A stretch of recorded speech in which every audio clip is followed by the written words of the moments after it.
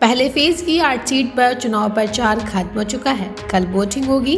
West UP में ध्रुवीकरण ही सबसे बड़ा फैक्टर है। जनता के मुद्दे और पार्टियों के एजेंडे देखने के बाद हवा का रुख बता रहे हैं कि वेस्ट यूपी में तगड़ी फाइट है। सपा गठबंधन की यहां 4 सीटों पर अच्छी स्थिति दिख रही है। ये हैं पीलीभीत, सहारनपुर, कैराना और मुजफ्फरनगर सीट। इनमें 3 सीटें 2019 के लोकसभा चुनाव में भाजपा ने जीती थी।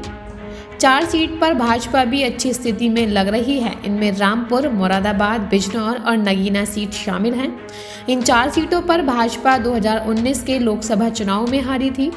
रामपुर में सपा कैंडिडेट मोहिबुल्लाह भाजपा को कड़ी टक्कर दे रहे हैं। परिचित हैं, चेहरे हैं, वो इस बार सामने न होने से मतदाता तो अभी खामोश है ना। और सपा और बसपा के चेहरे बिल्कुल एकदम नए हैं, तो इस वजह से वो अपने उनका कोई स्टार प्रचारक वगैरह कोई इस तरह से नहीं आया, जैसे कि एक माहौल बहुत ज्यादा क्रिएट बने जैसा कि पहले रहा है। यहाँ पे बड़े बड़े स्टार आते रहे, बड़े बड़े वो रहे, जयप्रदा जी का भी नाम जुड़वा रहा है, बड़े बड़े पहले वो रहे और बड़ा यहाँ का एक चुनाव एक तरह से रोमांचित रहा है।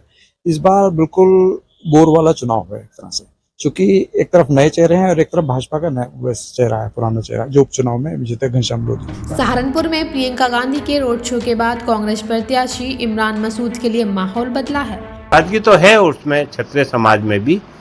अच्छा, कुछ और जातियां हैं तो वो आपस में बटी हुई हैं, कोई एक क्लियर कट तो नहीं आ रहा। लगता ये है कि सहारनपुर में एक कांटे का इलेक्शन रहेगा, लेकिन मुझे लगता है कि मोदी जी के काम के ऊपर, अल्टीमेटली काम के ऊपर, दूसरा कानून व्यवस्था सुधरी है।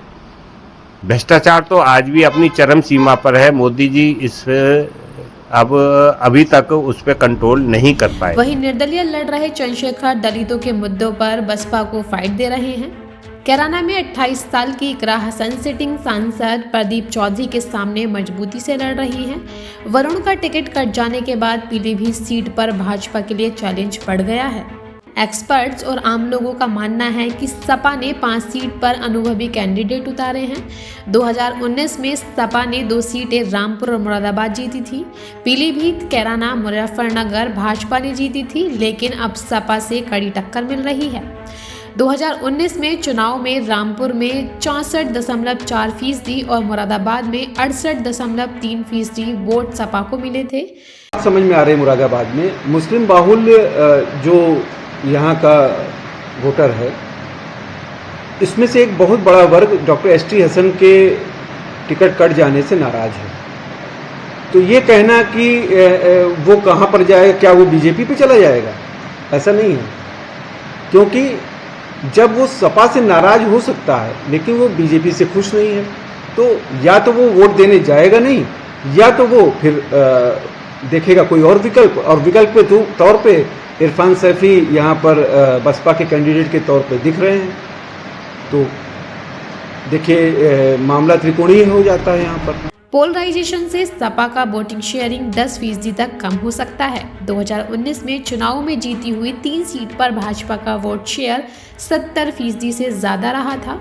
बसपा को सुरक्षित सीट नगीना पर 66% वोट मिले थे, जबकि सहारनपुर में 73.1% वोट शेयरिंग रही। अनुमान है कि बसपा की वोटिंग शेयरिंग 12 से 15% तक कम हो सकती है।